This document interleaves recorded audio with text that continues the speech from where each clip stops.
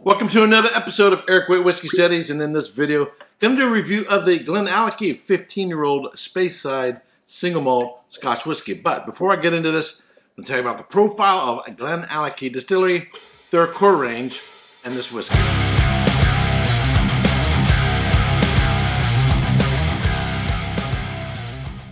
Glenallachie Distillery is located in the heart of Speyside at the foot of Ben Rennes in the northeast of Scotland. The name Glenallachie derives from an old Scottish Gaelic phrase which translates into Valley of the Rocks. Glenallachie Distillery was founded in 1967 by McKinley McPherson. In July 2017, Sheavis Brothers agreed to sell Glenallachie to former Ben Riach Master Distiller Billy Walker, Tricia Savage, and ex-Inverhouse distillers Graham Stevenson, who came together to form the Glenallachie Distillers Company. Glenallachie's water source comes from Ben Rennes Springs on the northeast of Ben Rennes. Glenallachie's malt is 20% peated and 80% unpeated. They use a stainless steel semi-lauter mash tun. They have 6 stainless steel washbacks. They use 4 stills, 2 lantern-shaped wash stills and 2 onion-shaped spirit stills, and they use a shell and tube condenser. The Glenallachie Distillery core range. The Glenallachie 8-year-old Speyside single malt Scotch whiskey was aged for 8 years in Peterhead and Oloroso sherry puncheons, along with a small quantity of virgin oak casks and red wine barriques. It's non-chill filtered, has natural color, and is bottled at 46% alcohol by volume. The Glenallachie 10-year-old cask-strength Speyside single malt Scotch whiskey, aged in Peterhead and Oloroso sherry cask and red wine barriques, and a medium toast, medium char American virgin oak barrels. It's non-chill filtered, has natural color, is bottled at 58.6% alcohol by volume. The Glenallachie 12-year-old Speyside single malt Scotch whiskey, aged in Peterhead and Oloroso sherry cask and red wine barriques, and a medium toast, medium char American virgin oak barrels. It's non-chill filtered, has natural color, and is bottled at 46% alcohol by volume. The Glenallachie 15-year-old Speyside single malt Scotch whiskey, predominantly matured in sherry cask. It is a non-chill filtered, has natural color, is bottled at 46% alcohol by volume. The Glenallachie 18-year-old Speyside single malt Scotch whiskey.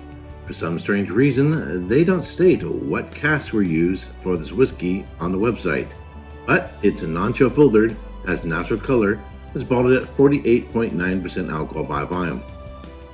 The Glenallachie 21-year-old cask-strength Speyside single malt Scotch whiskey, aged for 21 years in Peterhead and Oloroso sherry cask. It's non-chill filtered, has natural color, is bottled at 51.1% alcohol by volume. The Glenallachie 25-year-old Speyside single malt Scotch whiskey was aged for 25 years in Peterhead and Oloroso sherry cask. It's non-chill filtered, has natural color, and is bottled at 48% alcohol by volume. The Glenallachie 30-year-old Speyside single malt Scotch whiskey, aged in Peterhead and Oloroso sherry cask and virgin oak cask. It's non-chill filtered, has natural color, it's bottled at 48.9% alcohol by volume. So I previously did a review of the 12-year-old, which has a little PX in it. In fact, it's predominantly PX on the nose and the palate. This one, as far as I can tell, is just Oloroso sherry. Now, the website doesn't say whether it's first fill, second fill, and so forth, but I'm kind of getting from the nose and the palate, it has maybe first and second fill. Reason why I say that is, if it's 100% first fill, it'd be a little bit more of a sherry bomb, a smack upside the face of sherry, sort of like the Glendronach 18-year-old Allardyce, but it's not like that. By the way, if you hear some funny noise going in the background, I don't know if you can hear that, it's pouring down rain. And so I got rain, it's almost like a drummer out on my porch on the deck. Just tap, tap, tap, tap, tap, tap, tap, tap, tap, tap, but it's just rain. Anyway, let's get on with it. It has medium plus intensity of sherry notes. The dried figs, dates, raisins, coffee, a little bit of maple syrup, nice spice notes, cinnamon, nutmeg, caramels, chocolate, I would say milk chocolate. It's not as spicy as, say, Highland Park. It's not as much of a sherry bomb as some Glendronachs. One of the main things I like about this is I'm not put off by sulfur notes, but this has no sulfur notes whatsoever. The Glendronach 12-year-old has some moderate sulfur notes, but the 15-year-old from Glendronach doesn't. So it'd be good head-to-head. Maybe perhaps I'll do another video of the Glendronach 15 against the Glenallachie 15. The aromas pretty much come up out of the glass. I don't have to inhale real hard. A little bit of dried orange fruit notes on the palate.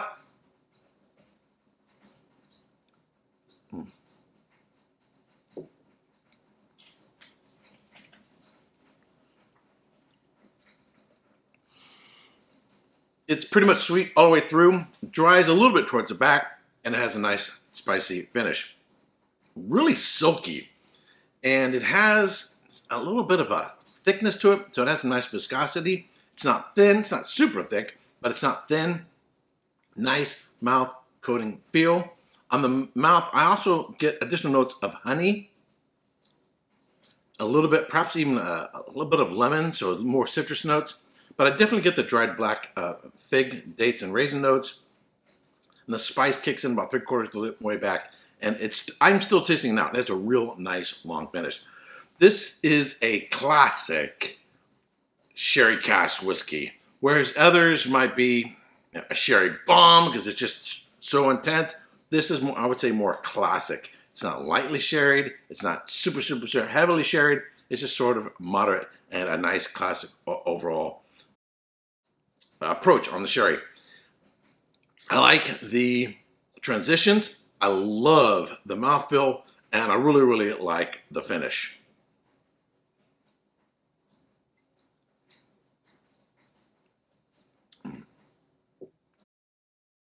It does go dry, a little bit savory on the back end as well, and I absolutely love that. So it's not sweet upon sweet. Sweet 3/4 of the way, and it dries and get a little bit of that savory note on the back end. This is, for the most part, when I am looking for a sherry cask, this is it. Yeah, every once in a while, you know, you're in the mood for, you know, big chocolate cake with chocolate frosting, something really, really, really big and chocolatey, or, you know, a chocolate cookie it's got chocolate chips in the chocolate cookie. So chocolate upon chocolate on top of chocolate, or peat upon peat, a peat, super peat. But most of the time, what I'm looking for is something that scratches the itch, that I want something sherried, but isn't over the top. And some sulfury notes can be a little overwhelming, although I'm not super sensitive to it. So what I'm going to give this in terms of score, I'm going to go solid 92 points. Solid 92 points. And it's still in my neighborhood under $100, which I would say, relatively speaking, in comparison to what's out there in the market, I say there's probably a lot of sherry cask whiskeys out there that are pushing 120 that are of this quality. So I'm super happy with what I've had from Glenallachie, and looking for more to come. So if you like watching my videos, but you've not yet subscribed, I ask you to subscribe. Ring the bell to be notified when I go live or post a new video. And until next time, Cilantro. Hey, don't forget to subscribe and check out these other whiskey videos.